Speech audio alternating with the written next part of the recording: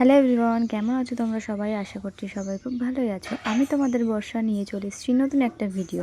আমার ভিডিওতে হালকা নয়েজ আসতে পারে, প্লিজ ওটাকে ইগনোর করো।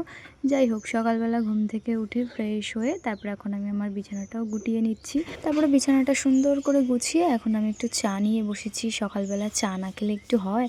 তো এখানে আর কি আমি ওপর দিকে কী দেখছিলাম ভগবানই জানে। আর তারপরেই দেখো, চা খাওয়ার পরে আমি তোমাদের দুটো তাল দেখাচ্ছি। আর আমার পাশে একটা পুচকু আছে, সে একটু বকবক করছে, আমার ভয়েসে সেটা আসতেই পারে। তারপরে আমার ভাই একটা ফুল কোথা থেকে পেয়েছে জানি না, সেটাই এনে আমাকে একটু দিল। তারপর আমি সকালবেলার খাওয়া দাওয়াটা কমপ্লিট করলাম। পান্তা ভাত আর আলুর চপ কেমন লাগে? আমার তো দারুণ লাগে। স্নান করে আবার খাওয়া দাওয়া করে নিচ্ছি, কারণ আমি এই বাড়িতে এসে শুধু খেয়েই যাচ্ছি সারাদিন।